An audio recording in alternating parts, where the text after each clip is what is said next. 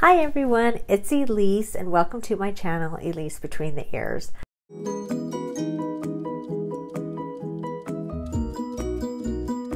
Today I thought I would talk about something that's really kind of dear to my heart, things I've learned from my mom as we have gone to the different parks.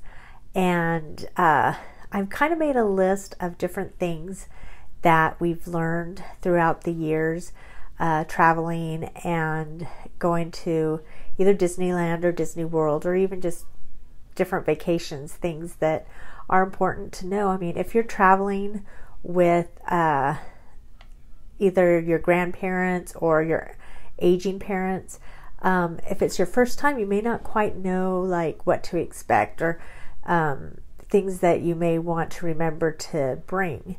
So I'm going to break these down into 5 different categories, but I'm going to do them one at a time so I can kind of expound a little bit on each one and not make these videos like really long. So anyway, but I've got some notes here that I've written down to kind of help me keep track of what I want to talk about. Okay, so the first thing in this particular video that I'm going to talk about is what we've learned from our mom is the pacing of a trip. Now, our mom right now just turned 80 in November. She has a lot of health issues that we've had to deal with during the travel. And so that's kind of one reason why I thought it would be good to kind of bring acknowledgement to traveling with an aging parent or grandparent, because they may have health issues and you may not live with them like we do. I live with my mother and my 2 sisters, so we take care of her, and throughout the years with her health conditions, we've kind of learned things that help us help her. So the first thing that I want to talk about in this video is pace. And what I mean by pace is like when she wakes up, when she goes to bed. Now, there are a lot of people who are in their 70s and in their 80s that are in great shape, and pace doesn't really bother them. They get up early in the morning, they go to bed at a reasonable hour. Some of them get up later but stay out later. So you have to kind of like gauge what their time is, because you may be an early riser but they may not be. Or vice versa, you may not be an early riser, but they may be. So you kind of have to know like gear when you're all going to wake up, especially if you go to one of the parks. Because if you want to be there at rope drop, if depending on the health of your parent or grandparent that you're taking, you may have to either let them come when they're ready, or somebody stay behind and help them, depending on their health. With us, our mom's more of a late riser, and she could stay up really late, but she gets up late as well. And most of the time, if we want to do a rope drop, early on, like in her 60s and 70s, she would like let us go, and then we would meet up with her afterwards. Now that she basically has to have help getting dressed, getting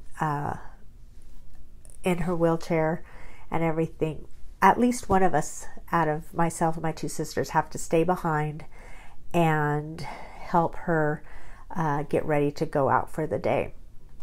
So you may want to like take that into consideration. Who's going to stay and help mom or dad or grandparents? Can they go and meet you there? It's just something to consider. Another thing is like going back to the park. A lot of times they get, our mom would get really tired, and so she would want to go back to the park early. So like I said, when she was in better condition, she would just go back to the hotel, and we would, do our thing and then meet her later. Now somebody has to go back with her. It's a lot of times it's just safer to, especially because if you don't live with them and you don't know what kind of condition they're in, they might get a little forgetful of what what hotel they're in. So it's always good to kind of keep tabs on them. And if somebody's willing to go back with them, is actually probably better to just kind of go back, make sure they're settled. A lot of times with us, like the last time we went to Disney World, my sister went back with our mom, and my other sister and I did some things at Epcot. We'd come back, and then after we kind of got her settled in, we went out to the parks. So, and we had, she was safe, sound sleep in her room, and we went out and had fun. So another thing too is taking breaks. People are always saying with Disney World that it's always good to take a break during the day, which is true, because especially if you go in the summertime, like late spring, summer, early fall, it's so hot that it just drains you. So you may want to take a break, especially with a parent or grandparent. Let them take a break, get a breather, take a nap. You can take a nap as well. And it's kind of along the same lines if you have kids. You want to take them back to have a break, and you would also want to take your parent or grandparent back to have a break. And then when they're up, they're refreshed, they're ready to go on for the rest of the day. Now the next thing is going around the parks. Now, what I mean by pace going around the parks is I found with our parent is it's harder to move around the parks with somebody who is older than you. And even though you want to make go, go, go, go, and your kids may want to go, go, go, when you have a grandparent or an aging parent, sometimes it's not quite as easy to go as quickly. They may be in a wheelchair or a scooter. They may just be walking slower.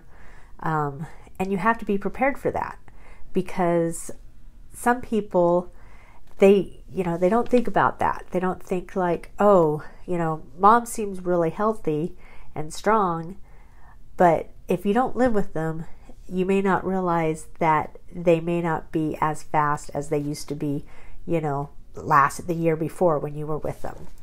So you have to take that in consideration when you make your fast passes, when you have your reservations, just meeting up with each other, that your parent or grandparent won't be as fast and mobile as maybe they used to be, or as you are.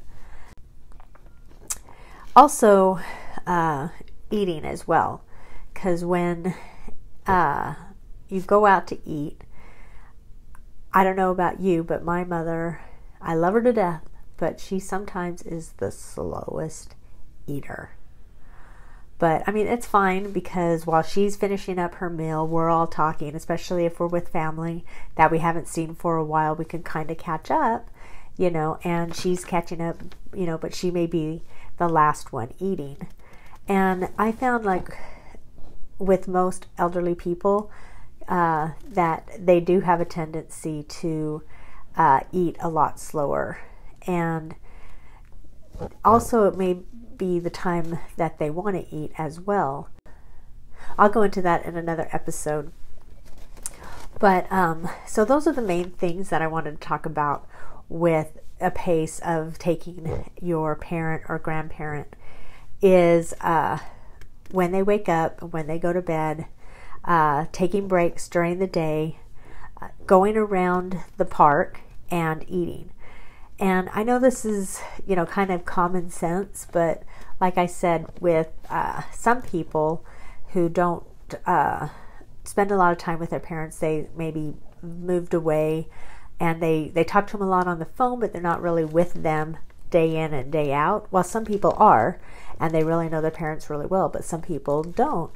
And so they may not know quite what to expect with somebody who is getting up into their golden years. I just wanted to actually share a little bit of what I've learned and my sisters have learned taking care of our mother and what we've experienced and how we've handled her aging and handled how she goes about the park.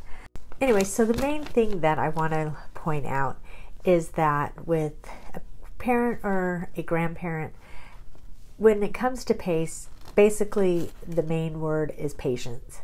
You need to have patience because you may not know what kind of condition they're in when you see them, and they may be really trying hard to keep up with you, but just take it easy. This is a time for y'all to enjoy being with one another. So anyway, that's my tip for this. I hope you'll come back for my next tip on what I've learned from my mom during trips. Until then, I hope you'll subscribe, follow me, click that bell icon for when my next videos come out, and I will see you next time. Have a great week. Bye.